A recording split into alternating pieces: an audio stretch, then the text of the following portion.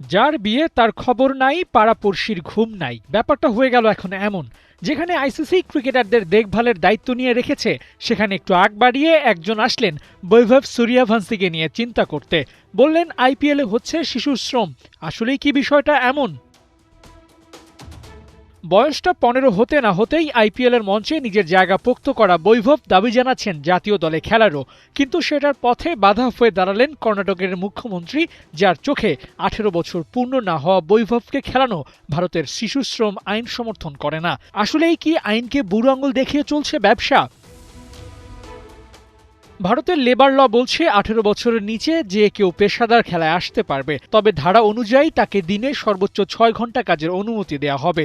আবার ৩ ঘন্টা পর নিতে হবে ব্রেক। একই সাথে বলা হয়েছে লেখাপড়ায় ক্ষতি হয় এমন কোনো কাজের সাথে জড়ানোই যাবে না। কিন্তু এখানেই বেঁধেছে বিপত্তি। বৈভব সূর্যবংশী গেল এপ্রিল মাসে শেষ হওয়া ১০ম শ্রেণীর পরীক্ষা দিতে পারেননি, আর সেটাকে ক্যাশ করে কর্ণাটকের মুখ্যমন্ত্রী শিব কুমার নায়েক বলছেন, একটা অভিযোগ আমি দায়ের করবই। এবার আসা যাক ভারতের আইনের প্রসঙ্গে, যেখানে কঠোরভাবে লেখাপড়া বন্ধে নিষেধাজ্ঞা দেওয়া হয়েছে। আর সেটা দ্য সানডে গার্ডিয়ানের প্রতিবেদন অনুযায়ী সে রুল ব্রেক করেছেন বৈভব।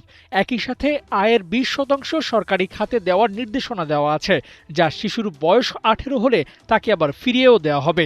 পুরো ব্যাপারটায় নজর দিলে স্পষ্ট হয় আইপিএল খেলার অজুহাতে দেশের লেবার ল ব্রেক করেছেন বৈভব সূর্যবংশী।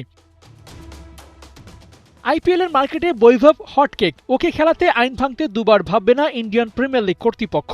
কিন্তু প্রশ্নটা হচ্ছে, যেখানে আইসিসির নিয়ম ১৫ বছরের আগে আন্তর্জাতিক ক্রিকেট খেলা যাবে না, দেশের আইন বলছে এভাবে ফুল ফেইজে খেলানো যাবে না, সেখানে বিসিসিআই কোন ভরসায় ১৪ বছরের বৈভবকে খেলার অনুমতি দিয়েছিল?